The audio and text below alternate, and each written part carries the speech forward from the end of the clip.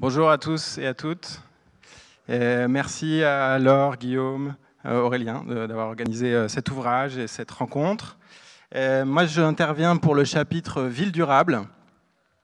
Et alors, j'ai pas mal de supports visuels, mais alors c'est pas tellement des publicités comme mes collègues précédents. C'est plutôt souvent un peu des images de synthèse ou des images qui permettent de confronter un peu le discours et la réalité. Donc j'ai pris ce petit pupitre pour donner un aspect plus solennel et masquer le fait que j'ai absolument pas eu de temps pour préparer cette intervention.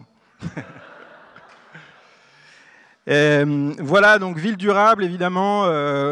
Déjà, le terme de durable et la traduction qui a été choisie pour sustainability, elle pose problème, parce que ville durable, on a Jérusalem, Cusco, Rome, Athènes, mais ça ne nous dit rien de leur impact écologique et de leur soutenabilité. Donc je pense que c'est plus intéressant peut-être d'opter pour ce terme-là.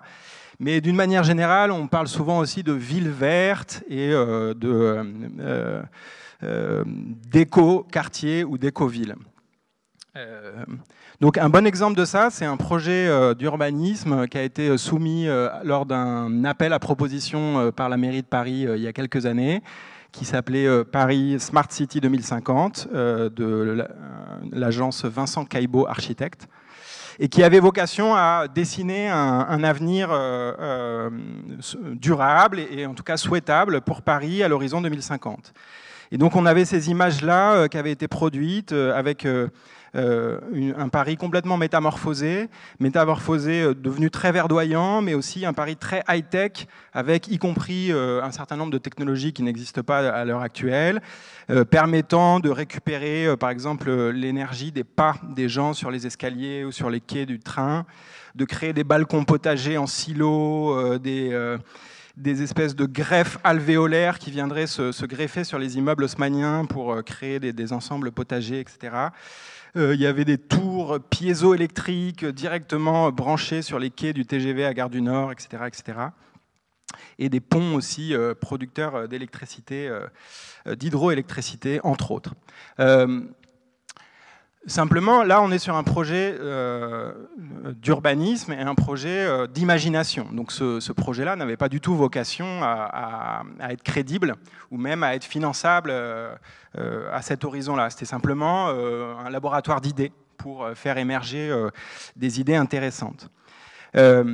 Néanmoins, je le cite souvent en exemple parce que d'une part, je le trouve assez fascinant visuellement et d'autre part parce que je le trouve assez représentatif du fait que, effectivement, si vous faites une recherche Green Cities sur Google, vous allez tomber, je sais pas, les 300 premiers résultats, c'est des images de synthèse.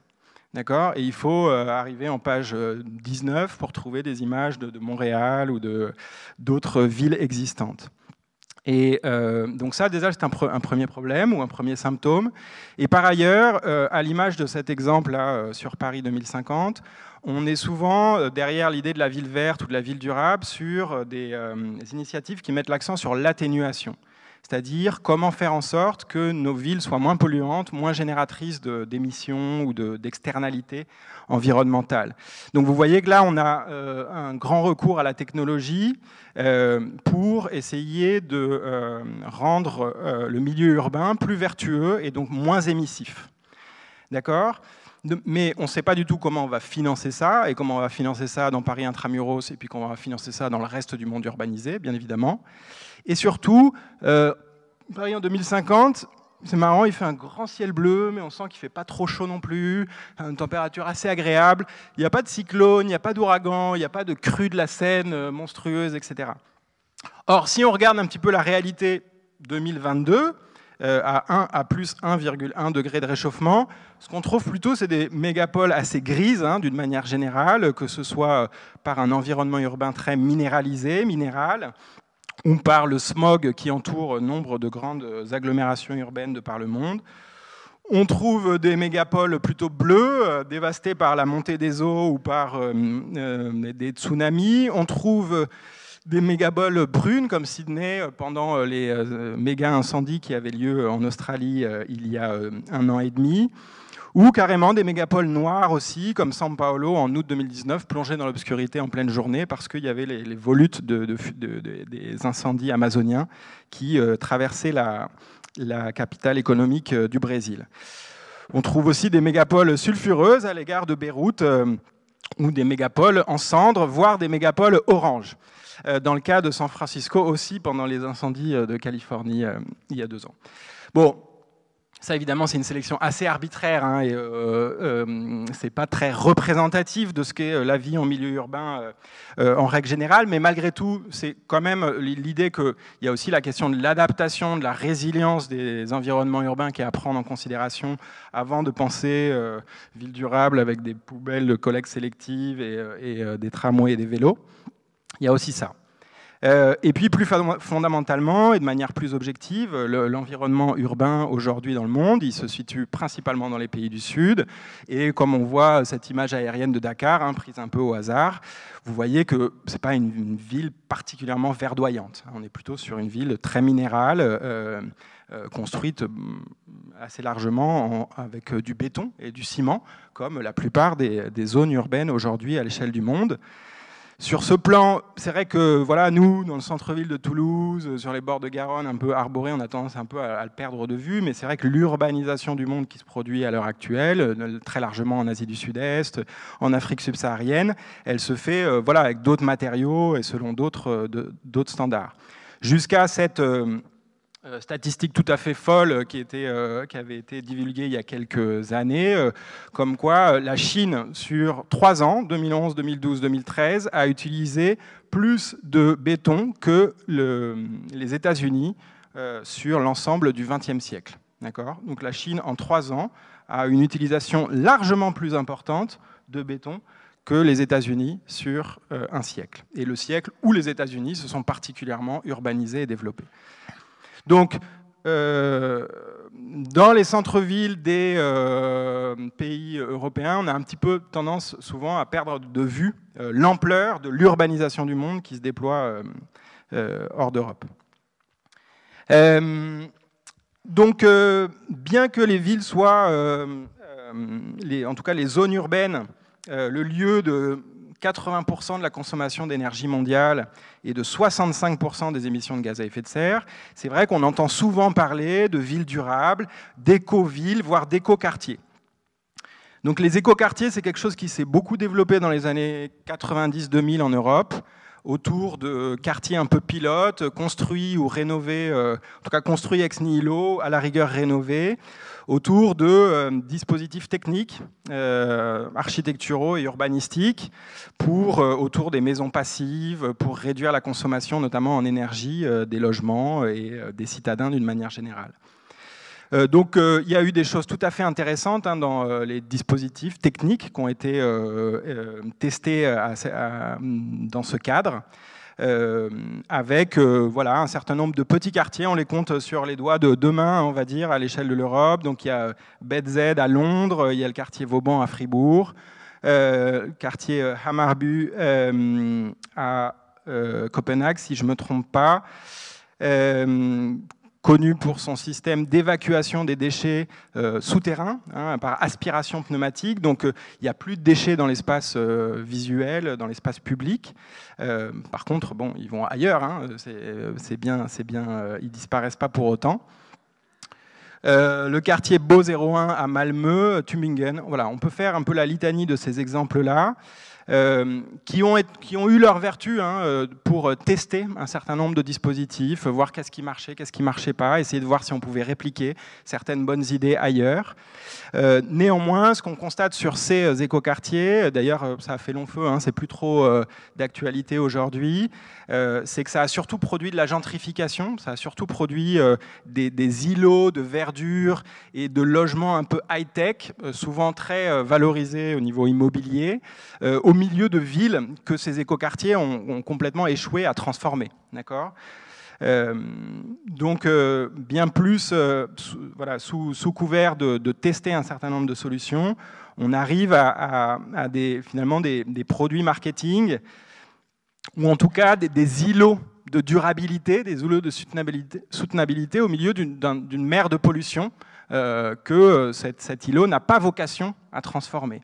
Et avec même des effets pervers, au sens où le fait d'interdire la circulation automobile à l'intérieur de l'écoquartier va faire renforcer la circulation automobile autour du quartier pour les gens qui cherchent à se garer ou qui doivent contourner ce secteur-là. Voilà. Mais nonobstant, ce dispositif a quand même fait florès, et notamment à l'international. Donc on a commencé à entendre dans les années 2010 parler de pas mal d'éco-cities, un peu à l'échelle du monde. Un des exemples classiques étant Masdar, aux Émirats Arabes Unis, une ville végétale, vertueuse écologiquement au milieu du désert.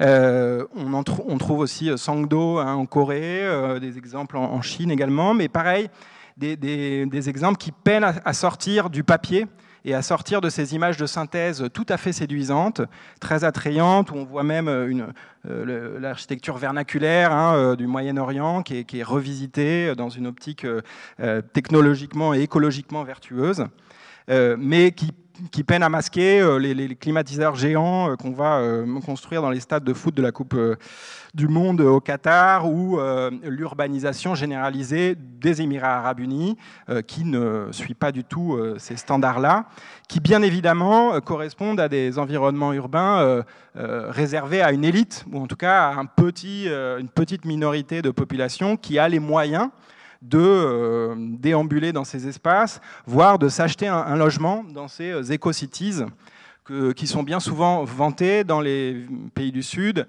avec des standards de classe mondiale, donc avec des appartements climatisés, des piscines, des salles de sport, des choses comme ça, qui permettent, c'est un produit marketing qui permet de faire miroiter à des élites urbaines de pays du Sud la possibilité de s'extraire de villes et d'agglomérations extrêmement congestionnées et extrêmement polluées en rejoignant des standards de qualité de vie proches des pays du Nord, mais tout en restant au Sud. Donc ça, ces éco-cities, on en a vu fleurir un certain nombre. En Angola, par exemple, près de Luanda, il y a cette ville nouvelle qui a été construite avec des capitaux chinois, mais bon, vous voyez qu'elle n'est pas non plus extrêmement verdoyante pour l'instant. Au Nigeria, il y avait l'idée de créer Centenary City également comme un pôle pour désengorger Lagos. Mais vous voyez ici que ce projet urbain qui était financé par des capitaux émiratis, aux dernières nouvelles, n'était toujours pas sorti de terre. Donc c'est bien de confronter un peu les images virtuelles avec des images du terrain. On a au Kenya Konza, qui était la capitale de la Silicon Savannah, donc de ce projet un peu d'économie numérique florissante. Mais pareil, qui reste, j'ai pas trouvé d'image réelle de Konza, donc si vous en avez, je suis preneur. Et pareil, Apollonia, donc là encore, une image de synthèse qu'on confronte à la réalité, et on voit que c'est des projets qui peinent à sortir de terre, qui peinent à trouver un modèle économique, qui bien souvent aussi participent d'une forme de sécession urbaine, c'est-à-dire de recréer une ville nouvelle en périphérie de l'agglomération, qui va être desservie avec des voies express surélevées à péage, permettant à ces élites urbaines de rejoindre leur lieu de travail et leur lieu de résidence sans pâtir des problématiques urbaines qui sont le lot des habitants, en particulier de ce continent. Parce que, s'agissant de l'Afrique, il faut rappeler que 60% des citadins, ou en tout cas des urbains et des urbaines, vivent dans des quartiers précaires. Donc, cette rhétorique autour de la éco-city, finalement, elle a vocation elle joue un peu un rôle de cache-misère par rapport à une urbanisation, une croissance urbaine qui se fait très largement dans les quartiers informels. Donc censées être ultra connectées, ces villes sont en fait assez largement déconnectées de la réalité sociale, économique dans laquelle elles s'inscrivent. Pour revenir au cas de l'Europe, alors j'ai pas d'illustration très parlante, mais on a aussi régulièrement l'élection de la capitale verte de l'Europe, Donc là, on peut se dire, bon, bah là, on tient quelque chose quand même. Oui. Souvent, ce titre-là, il récompense une innovation sectorielle, c'est-à-dire, bah tiens, Copenhague a fait un effort pour produire de l'énergie à partir des déchets recyclables. Aussi controversé que cette mesure puisse paraître, en tout cas, c'est vu comme une source d'énergie renouvelable et donc intéressant. Donc, hop, Copenhague, on lui donne. Nantes a fait des efforts en matière de transport, donc elle va recevoir le titre de capitale verte, etc. Mais c'est très sectoriel, on reste dans une logique assez en silo et il n'y a pas de mutation, de métamorphose urbaine très flagrante.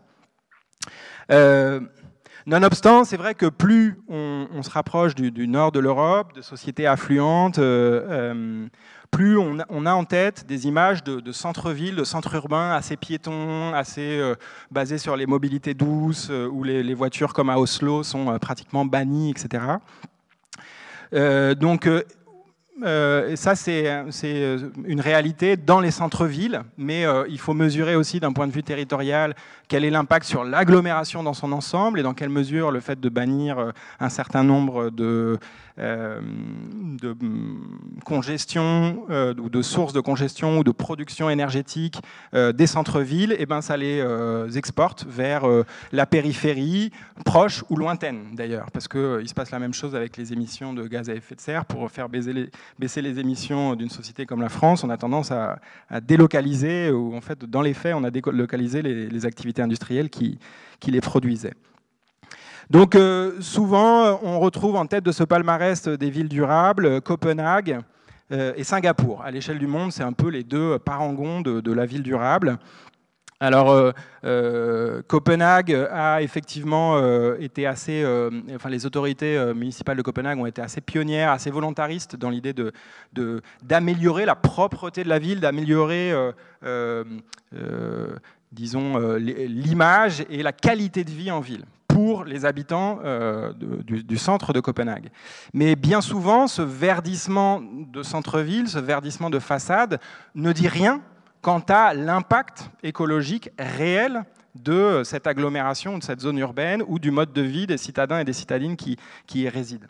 Et Singapour, c'est pareil, sur un territoire minuscule, il y a 6 millions d'habitants, donc il faut optimiser toutes les ressources. Et donc, comme c'est une cité-État extrêmement prospère, il y a beaucoup d'innovations technologiques, de dispositifs techniques qui sont mis pour récupérer l'eau de pluie, pour produire de l'énergie à partir de sources renouvelables, pour vraiment optimiser toutes les ressources. Et donc, au final, pour un kidam qui déambule en centre-ville de Copenhague ou de Singapour, il y a effectivement une impression, ouais, c'est propre, effectivement, il y a une amende de 500 € si tu laisses tomber ton chewing-gum par terre, ouais, il fait bon vivre, il y a une bonne qualité de vie.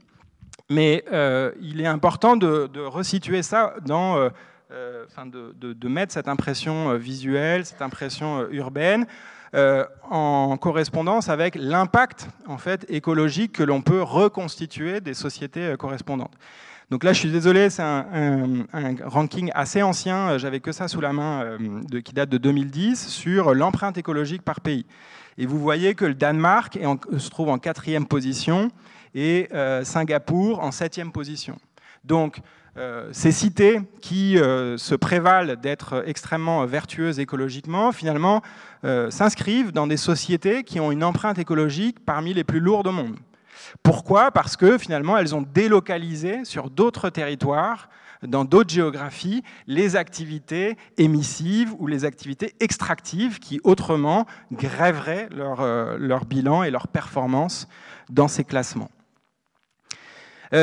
Donc, au-delà de ces éléments de décryptage du greenwashing autour de la ville durable, je voudrais aussi dessiner des lignes d'horizon ou de recherche qui permettent d'aller un petit peu au-delà de ce discours-là. Et donc, du point de vue de la compréhension du fonctionnement des territoires, il y a l'approche du métabolisme urbain ou du métabolisme territorial qui est très intéressante.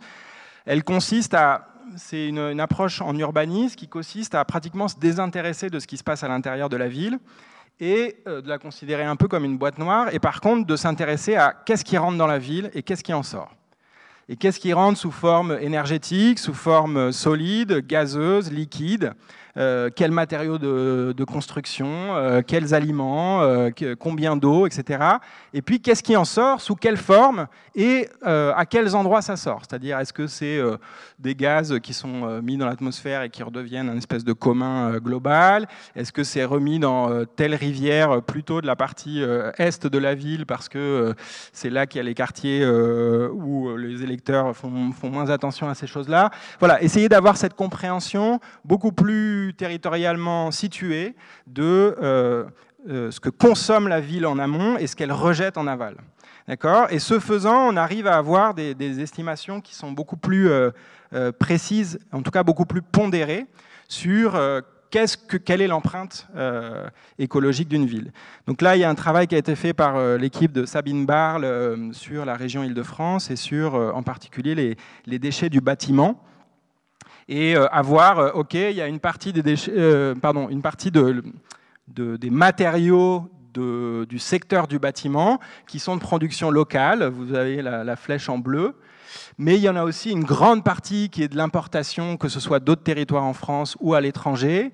Il y en a une partie qui est réexportée vers d'autres territoires et d'autres qui, tout en haut, qui sont dispersées dans la nature. Donc, j'ai pas donc dispersé, soit sous forme voilà, de gaz à effet de serre, d'eau usée ou de gravats qui sont déposés de ci, de là. On pourrait rentrer beaucoup plus dans le détail de ce genre d'analyses quantitatives qui sont assez intéressantes et qui, du coup, l'approche du métabolisme territorial, elle a été beaucoup employée dans le champ de l'écologie politique urbaine, qui consiste à finalement recréer les liens d'interdépendance entre les lieux de consommation et d'affluence et puis les territoires d'extraction où se déploie l'empreinte en fait, écologique en termes de matières prélevées, en termes d'émissions générées, en termes de rejets dans le milieu, qui sont souvent bien largement invisibilisés à quiconque vit en centre-ville et n'en sort pas. Et donc, on a beau voilà, avoir 3 vélos électriques et une maison passive, etc., pour peu qu'on soit dans une optique de consommation très importante de biens et de services, finalement, on a une empreinte que l'on ignore bien souvent et que l'écologie politique urbaine a vocation à reconstruire. Voilà. Par ailleurs, comme autre piste pour aller au-delà du greenwashing et essayer du coup, pas seulement de vous partager des outils pour mettre à distance et critiquer un certain nombre de discours tout faits sur l'urbain, comme sur l'énergie, comme sur l'aviation, j'estime qu'il est aussi important de donner des perspectives ou des horizons d'un discours un peu plus intéressant, d'un discours un peu plus porteur d'horizons de projection, d'horizons désirables. Et sur ces histoires de greenwashing d'une manière générale, et là je rebondis peut-être sur quelque chose qui a été dit en introduction, mais pour moi il y a une question d'échelle. C'est-à-dire qu'un concept intéressant, une notion innovante, elle peut très vite être détournée sous couvert de greenwashing parce qu'elle est brandie par des acteurs transnationaux qui ont des empreintes massives et qui se drapent dans ce terme-là pour masquer l'ampleur de leur activité. Et à mon sens, pour retrouver du sens à tous ces termes-là, à toutes ces expressions, à tous ces concepts, il importe de les resituer à une échelle beaucoup plus réduite dans laquelle on reste capable d'apprécier nous-mêmes ou indirectement si ça tient la route ou ça ne tient pas la route, quoi. Et du coup, de ce point de vue-là, j'aurais 2 suggestions de lecture. D'une part, ce bouquin qui a été réédité par les éditions Well Project récemment, mais qui date des années 80, L'art d'habiter la Terre de Kirkpatrick Sale, et qui parle du biorégionalisme. Et l'idée du biorégionalisme, c'est une idée assez simple, c'est de dire, c'est assez basé sur la pensée de Ivan Illich aussi, c'est en gros, s'il y a quelque chose dans le système, si votre système dysfonctionne, c'est parce que quelque chose dans le système a pris une taille trop importante, et que du coup, la solution peut-être la plus efficace, la plus simple, la plus réaliste, c'est de redécouper les éléments de ce système dans des tailles où ça redevient gérable. Et Et du coup, c'est aussi une approche qui est assez biomimétique dans la mesure où l'idée, c'est de recréer des territoires à l'échelle de bassins versants ou dans des périmètres qui ont un sens d'un point de vue écologique ou biologique, et en partant du principe que justement, dans le vivant, on ne trouve rien de tel que du centralisme ou de la centralité, en fait. Et on trouve que de l'interdépendance et de la diversité, et du coup, d'essayer de recréer des écosystèmes humains, socio-économiques, qui soient un peu basés ou qui s'inspirent de ces principes-là. Et par ailleurs, c'est aussi une invitation à cesser de penser les villes versus les campagnes, et comme quoi les villes seraient nocives et les campagnes vertueuses. Et voilà, moi j'ai habité plusieurs années à la campagne, au milieu de champs cultivés à grand renfort d'intrants chimiques, et je peux vous dire que j'étais pas dans un endroit beaucoup plus sain qu'en centre-ville de Toulouse. Et donc comprendre aussi les interdépendances entre un centre urbain et puis les territoires qui l'environnent, d'où il tire une partie de ses produits alimentaires, d'où il tire potentiellement une partie de son énergie, d'où il tire tout un tas de ressources, et donc du coup de raisonner à l'échelle de ces biorégions pour comprendre, pour resituer notre manière de fonctionner collectivement à une échelle qui soit compatible avec les limites planétaires et puis compatible avec nos capacités de contrôle démocratique également. Voilà, et dernier point, je ne sais pas, peut-être qu'au niveau du temps, voilà, un petit bouquin qui s'appelle Vito Utopie, qui est une espèce de bande dessinée autoproduite, autofinancée, mais j'ai trouvé assez intéressante. C'est un urbaniste qui s'est reconverti dans la BD et qui voilà, a essayé de proposer, de pointer un certain nombre de dérives de la société actuelle, et puis de proposer aussi des solutions. Et donc il a fait ça notamment via des petits croquis de planification urbaine que je trouve assez intéressants. Donc voilà, il partait de territoires français de l'après-guerre, voilà, avec pas mal de petites centralités, de continuité territoriale, etc. Et puis, il décrivait ce qu'il appelle la révolution cinétique, donc en gros, la massification du transport carboné individuel, et le fait que du coup, les petites villes, les centres des petites villes se vident complètement au profit de banlieues pavillonnaires, de zones commerciales, etc. Enfin, vous connaissez l'histoire, au profit d'énormément de ronds-points, ce qui finit par poser un certain nombre de tentes et de barbecues, notamment. Et donc, il propose une autre trajectoire de planification urbaine. Et je trouve ça intéressant parce que je trouve que ça résonne pas mal avec aussi une analyse qui avait été faite par le Shift Project, là, sur une planification territoriale. Et eux, ils disaient l'échelle intéressante pour concevoir la vie urbaine, c'est des villes entre 20 000 et 60 000 habitants. Et alors, je ne sais plus exactement comment, pourquoi il ciblait cette échelle pour la France, hein, je précise bien. Mais on retrouve un peu cette idée-là chez Vito, notre ami, qui du coup, lui, essaye de repenser la mobilité des personnes à travers notamment des transports ferroviaires assez peu carbonés, en France en tout cas. À l'échelle des régions aussi, essayer de greffer ces petits réseaux de tram-trains cantonaux sur des gares bimodales, TER, etc., qui permettent de rallier d'autres régions. À l'échelle de communes aussi, penser un maillage de routes cyclables avec des flottes de vélos en libre service. Ensuite, l'utilisation raisonnée ou parcimonieuse de véhicules motorisés partagés ou électriques pour des urgences, des personnes à mobilité réduite, etc. Repenser aussi la mobilité des marchandises autour de circuits courts et de consommation plus raisonnée, transport fluvial. Retrouver voilà, des morphologies urbaines à échelle humaine. Et je pense qu'il y a un gros enjeu en France, hein, parce qu'il y a plein de petites villes, de petites villes moyennes ou bourgades qui dépérissent complètement et qu'en fait, qui pourraient tout à fait reprendre vie si on estime que c'est une échelle intéressante pour fonctionner collectivement, pour installer justement non seulement des habitats individuels, mais aussi des centres de production collective, ou en tout cas de fonctionnalité collective. Essayer de réfléchir à une autosuffisance aussi alimentaire qui est plus crédible sur des petites villes proches de terres cultivées que dans le centre-ville de grandes agglomérations assez éloignées des campagnes, etc., etc. Et petit à petit, comme ça, en rajoutant des épaisseurs, des calques, le paysage prend forme, et je trouve que c'est un paysage qui, en tout cas de manière très subjective, est assez désirable et répond pas mal à ce que j'entendrais moi par une ville soutenable. Voilà, je vous remercie pour votre attention, et c'est l'apéro ? Non,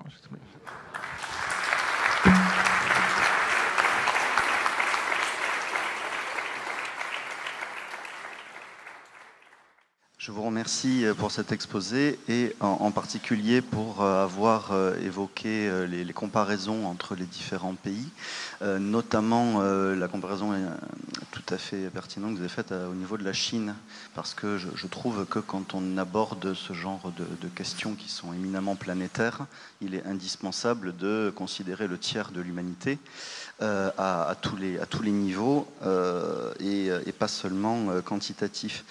Autre chose, je reviendrai peut-être un peu plus tard sur la Chine, mais autre chose qui me semblait, non pas lacunaire, mais juste à peine effleurée, c'est que le greenwashing dont on parle, et le terme a été utilisé un certain nombre de fois, c'est une question de marketing.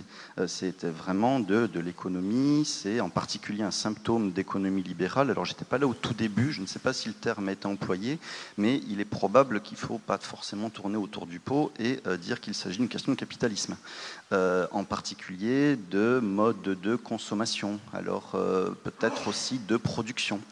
Autrement dit, puisqu'il s'agit de changer de fond en comble nos modes de vie, ne faut-il pas aussi, et peut-être surtout, envisager une planification radicale en termes de production économique ? Étant donné que les petits projets dont il a été question ici eh bien, sont tout à fait séduisants et désirables. Le problème, c'est, le terme a été utilisé souvent, c'est celui de l'urgence absolue, des 3 ans peut-être, autrement dit, de quelque chose qui est particulièrement oppressant en termes de choix décisifs pour ce qui peut être une continuité ou pas de l'espèce. Enfin, en tout cas, c'est peut-être comme ça que le GIEC nous aide à le penser. Et donc cette planification radicale en termes d'économie, elle pourrait à la rigueur se penser aussi, là je vais être un petit peu provocateur en termes politiques, dans la mesure où madame tout à l'heure qui s'oppose aux avions, notamment au niveau du bruit, évoquait l'éducation des politiques. Peut-être pas, peut-être qu'il est trop tard pour l'éducation, peut-être que la rééducation pourrait s'imposer. Et enfin c'est une hypothèse que je ne partage pas forcément, mais il y a eu des camps pour ça. Et pour terminer, juste au niveau des comparaisons, effectivement, j'évoquais la Chine tout à l'heure, mais en termes d'empreinte écologique, si la France, en 2014, a dépensé 300 millions de tonnes d'émissions de gaz à effet de serre, la Corée du Nord n'en a dépensé que 40 millions. Donc, et vous l'avez dit, en plus, il s'agissait pour la France de quelque chose de délocalisé. Autrement dit, c'est largement plus. Donc, pour en terminer, parce que j'étais un peu long, excusez-moi, est-ce qu'on peut parler de sobriété, mais au final, il ne s'agirait pas d'envisager une forme de pauvreté tout à fait radicale, celle du Timor oriental. Merci beaucoup.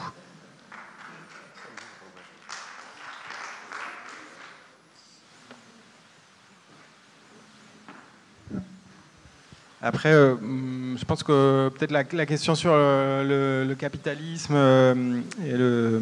s'adresse aussi plus largement à l'ouvrage sur le greenwashing. Donc, je vais répondre sur ce qui est du domaine de l'urbanisme et de l'urbanisation. Et c'est vrai qu'on a tendance à ignorer, à avoir du mal à prendre la mesure de ce qui se joue en termes d'urbanisation, que ce soit en Chine, mais en Asie du Sud-Est d'une manière générale, en Afrique subsaharienne également. Et avec ce que ça comporte en termes d'émissions de gaz à effet de serre, par exemple. Et donc, d'ailleurs, je vous ai parlé des émissions, des flots de fumée liés aux incendies en Amazonie à l'été 2019. C'était intéressant de voir les émanations de monoxyde de carbone à l'époque sur l'Amazonie. On voyait un certain nombre de fumée, enfin de taches grises sur le bassin amazonien. Et si on dézoomait sur la Chine et l'Inde au même moment, on avait un territoire qui était entièrement couvert pratiquement d'émanations grises, donc des émanations de monoxyde de carbone beaucoup plus importantes que pendant les incendies de forêt en Amazonie, simplement du fait du fonctionnement normal de ces territoires au quotidien, dans la vallée du Gange et dans la Chine de l'Asie du Sud-Est. Donc c'est vrai que ce qui se joue là-bas, en termes d'urbanisation en particulier, mais aussi du coup d'accession à des modes de vie et des modes de consommation particulièrement émissifs, et d'une ampleur que nous, pays européens vieillissants, avec des infrastructures urbaines déjà largement construites et en petit renouvellement, mais très très faible, on a peine à imaginer. Donc je pense que c'est important de le resituer. Et après, la question sur la sobriété radicale, effectivement, là, le parcours auquel je vous invitais, il ne se produit pas en 3 ans, mais je pense que c'est des choses qui sont malgré tout réalisables en un temps relativement restreint. Et je vous rejoins assez largement sur la question de la sobriété radicale. Je pense que dans les sociétés affluentes dans lesquelles auxquelles on appartient, il y a une décroissance de l'empreinte matérielle et énergétique très nette qui est nécessaire. Mais ça, voilà, c'est ce que disent même les accords de Paris signés en 2015, hein, c'est de réduire l'empreinte carbone de 11 tonnes équivalent CO2 par habitant et par an à 2. Donc effectivement, c'est l'ampleur du défi qui est devant nous. Voilà. Après l'horizon de 3 ans ou plus, je pense que ça, c'est des choses qu'il faut pondérer par rapport aux objectifs et qu'on se fixe. Voilà, je refuse on entend beaucoup ce truc, on n'a plus que 3 ans, après on va tous mourir. Bon, il ne faut pas non plus forcer le trait à ce niveau-là. Mais bien sûr, il y a des avertissements très très nets qui nous sont fournis, notamment par les experts du GIEC, sur la nécessité d'un changement immédiat, multisectoriel, dès aujourd'hui, pour rester sur des trajectoires compatibles avec une vie collective harmonieuse. Peut-être pour rebondir sur, il y avait beaucoup de choses dans votre remarque sur la question du capitalisme comme seul facteur explicatif du greenwashing. Effectivement, dans l'introduction, on a essayé de montrer qu'il y avait des phénomènes intriqués, multiples, dont ce qu'on peut appeler le capitalisme, les capitalismes, sont des facteurs évidemment structurels dans nos sociétés, c'est une évidence.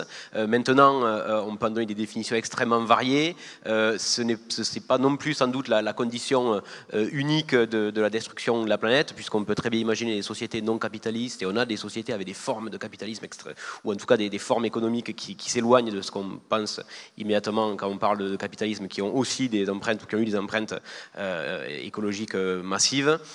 Donc bon, voilà, c'est évidemment un des facteurs. On est dans une société globalement organisée sous le format qu'on dit capitaliste, mais il y a évidemment d'autres facteurs. On a parlé des facteurs culturels, par exemple, qui n'est pas complètement délié, mais qui sont aussi des phénomènes extrêmement importants.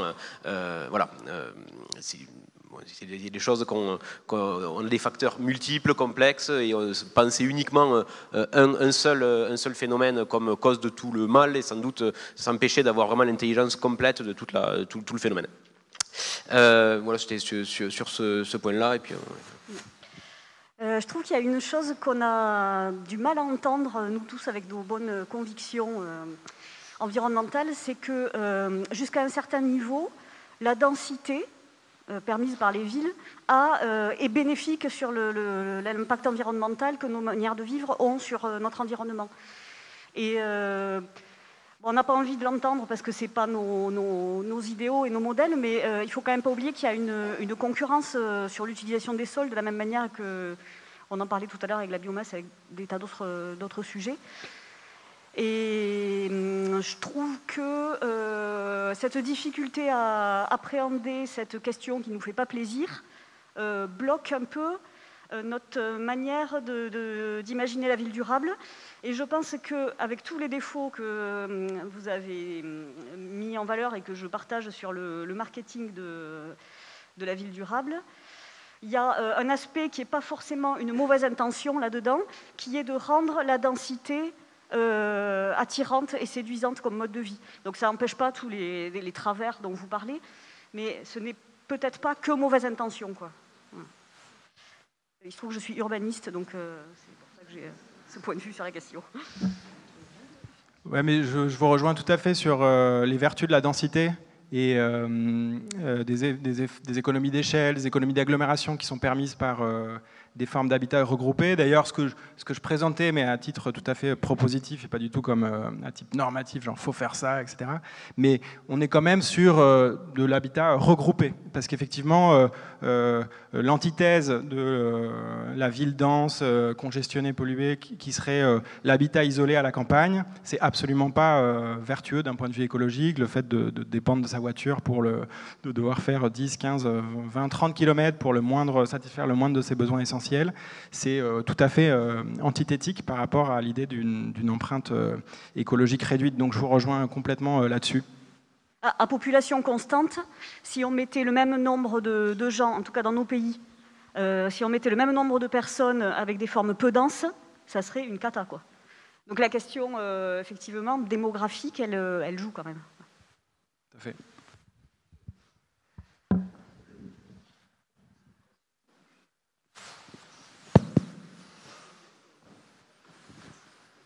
Bonjour, moi j'avais une question par rapport à la dualité de ce que vous avez présenté.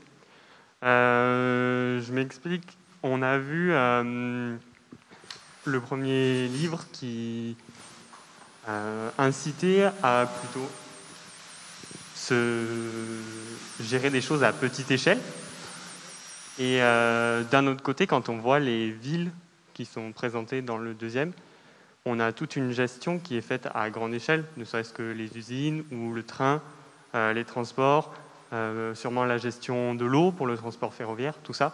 Comment on peut réussir à concilier ces deux visions pour gérer à la fois à petite échelle les populations, comme vous disiez, entre 20 000 et 60 000 personnes, et à la fois des choses comme le train, les fleuves qui doivent être gérés à grande échelle.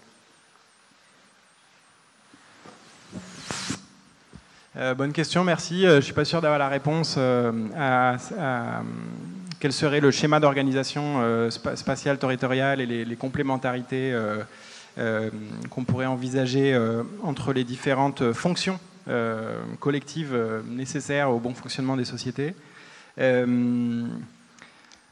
Dans l'ouvrage, celui-là, là, Vito Utopique, l'idée c'est de penser quand même des polarités, des zones, des petites villes, des petites polarités d'habitat qui soient compatibles avec la satisfaction d'un certain nombre de fonctions collectives nécessaires à la vie en société. Et donc retrouver, je sais pas, de la production alimentaire, de la production d'énergie, la satisfaction des communs, quoi, des besoins de base qu'on peut collectivement produire et gérer et satisfaire. Par ailleurs, effectivement, il y a l'idée d'être connecté avec d'autres territoires, avec d'autres infrastructures. Et là, c'est peut-être effectivement un angle mort de ce travail-là qu'a fait Vito, de penser comment est-ce que ça s'imbrique dans une société mondiale ou même transrégionale, européenne, je ne sais quoi. Après, c'est pas forcément contradictoire avec l'idée du biorégionalisme qui, certes, est plutôt dans le fonctionnement interne de la biorégion plutôt que dans comment des biorégions fédérées fonctionneraient les unes avec les autres, mais néanmoins qui est beaucoup dans dans ces biorégions, il y a toujours des villes, des centres urbains, il y a aussi des campagnes et des endroits plus préservés, et ils fonctionnent en interdépendance. Et c'est comprendre comment ces interdépendances entre ces différents territoires peuvent s'organiser. Et justement, c'est quelque chose dont on discutait la dernière fois d'ailleurs avec Aurélien, sur cette idée d'urbains qui sont tentés d'aller vivre à la campagne, etc. Et en fait, on se rend compte que peut-être que les territoires ruraux et notamment agricoles, ce dont ils ont besoin, c'est pas tellement qu'il y ait plein de citadins scotchés à leur tableur Excel qui viennent s'installer à la campagne tout démunis, mais peut-être d'avoir le soutien de collègues citadins pendant des moments de l'année, certaines temporalités où il y a des récoltes, où il y a des besoins de contingents plus importants. Et du coup, de penser cette interdépendance, non pas comme un choix exclusif, moi je vais aller me mettre au vert à la campagne, ou moi je suis un urbain indécrottable et donc je vais rester en centre-ville, mais permettre une porosité beaucoup plus grande entre ces milieux-là, alors qu'aujourd'hui, on a tendance à les voir un peu comme antagonistes, quoi. Voilà, c'est un élément de réponse.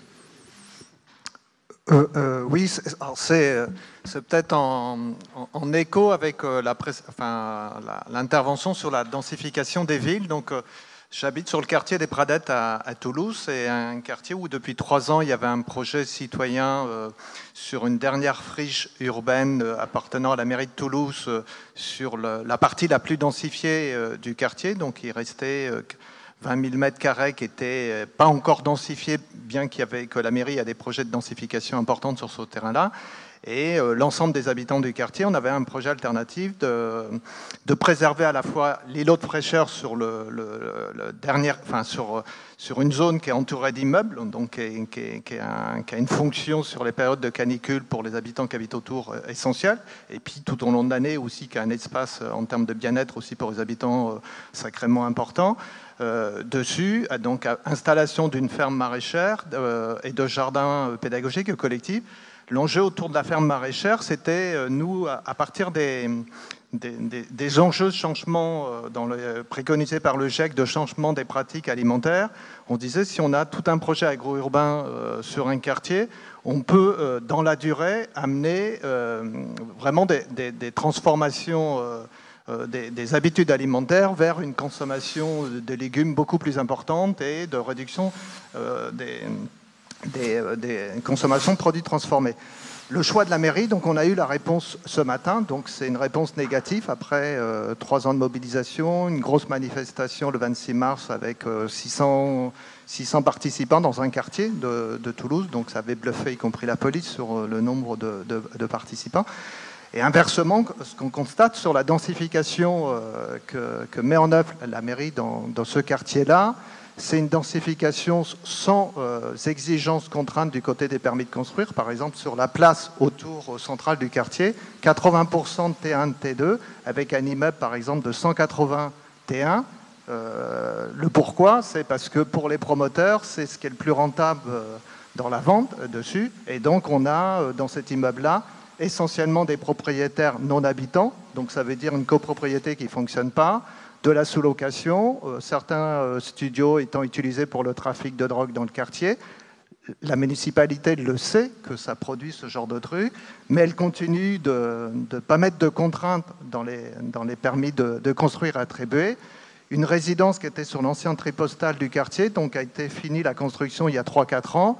Résultat, il y a déjà, donc c'est bas seuil, parce que c'est pour habiter. Aujourd'hui, le quartier des Pradettes, il y a 40 ans, quand il a été créé, c'était un quartier à projection résidentielle pour des cadres moyens supérieurs, avec tout le pôle Météo France, la Dépêche, FR3, l'aérospatiale. Aujourd'hui, donc, ce quartier-là est qualifié par la mairie de Toulouse dans ses documents comme quartier populaire, donc avec une zone quartier prioritaire qui a été créée en 2014. Donc elle est vouée à de la densification sans préoccupation sur le cadre de vie et sans préoccupation climatique. Et dans les relations récentes, dans la rencontre qu'on a eue dernièrement pour présenter le dossier, après 3 ans, on a une élue à l'urbanisme qui, sur la question des enjeux climatiques, c'est pas du tout son problème. Sa seule préoccupation, c'est tous ces projets-là, s'ils se démultiplient dans la ville de Toulouse, ça empêchera la construction. Et le rêve de la ville de Toulouse, c'est de devenir la 3e métropole de France. Donc par rapport aux échelles de survie, c'est là qu'on voit qu'une densification qui s'inscrit dans des perspectives comme ça, et sans une préoccupation de concertation avec les habitants, ne peut aboutir que sur des conditions de dégradation du cadre de vie, et sans aucune préoccupation par rapport aux impacts sur le climat. Et ça n'étonne pas après de voir que le bilan intermédiaire du plan climat-énergie de la métropole de Toulouse, par rapport aux émissions de gaz, qui devraient être 2030 de moins 40%, La métropole, et ce sont ces chiffres, a une projection de moins 9%. Donc une densification qui se fait dans cette visée-là et dans ces conditions-là, c'est quand même pas quelque chose qu'on peut souhaiter pour un futur souhaitable et vivable.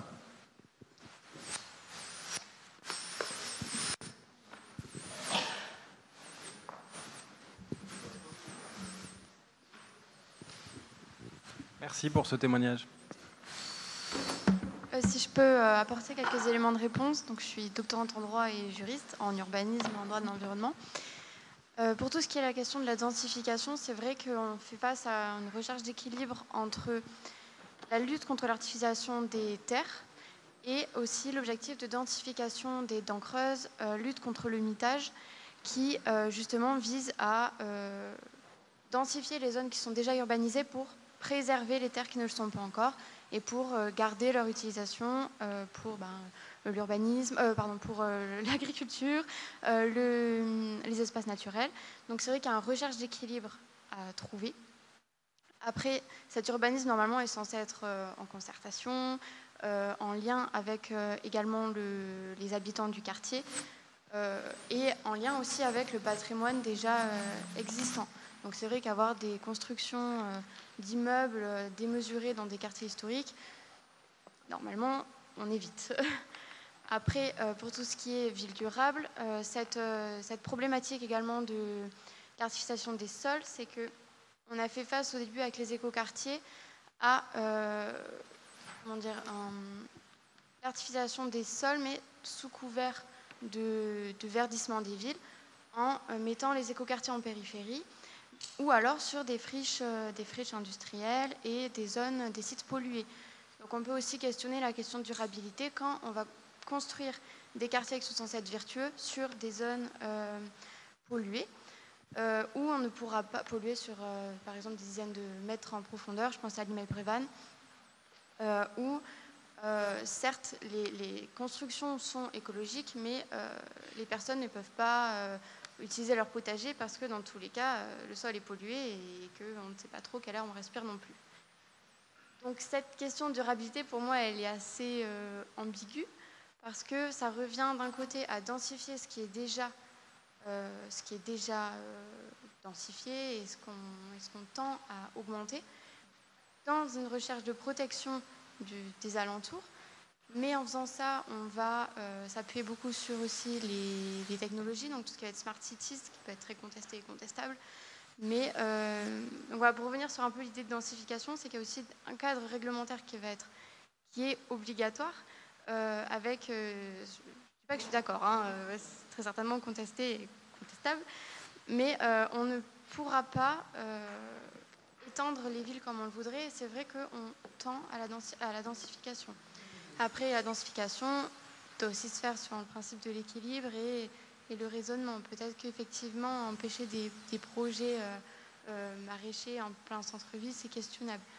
Mais il y a aussi tout le cadre juridique qui rentre en compte, politique évidemment, mais qu'il faut prendre en compte dans cette durabilité. Merci pour ces éclaircissements juridiques et réglementaires.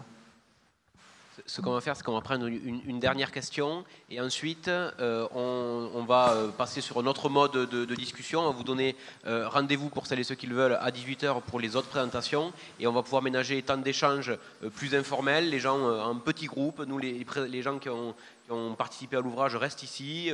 On peut discuter de manière en se plaçant comme on veut dans la salle. Ça permettra de couper un petit peu ce format très unidirectionnel. Et après, on repart à 18h sur les tables rondes. Mais on prend une dernière question avant de lancer ça.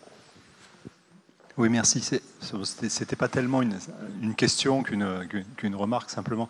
Bon, sur la question de la densification, se dire que c'est une sorte de simplisme quand même, de se dire voilà, on va prendre juste un seul indicateur qui va tout régler. Donc on a parlé de techno-solutionnisme, il y a des simplismes de ce type-là, et évidemment, juste pointer le fait qu'il y a aussi des mouvements pour la frugalité, qui aujourd'hui sont assez intéressants dans le domaine de l'architecture et de l'urbanisme. Et vous recommandez la lecture d'un petit livre récent qui s'appelle « Réparer la ville », Et là, il y a cette idée un petit peu de circularité aussi, qui est à 2 auteurs, dont la nouvelle présidente de l'Ordre des architectes, Christine Lecomte. Et c'est bon, c'est assez court et c'est très bien pensé, avec plein d'aspects. C'est très systémique aussi comme approche. Merci.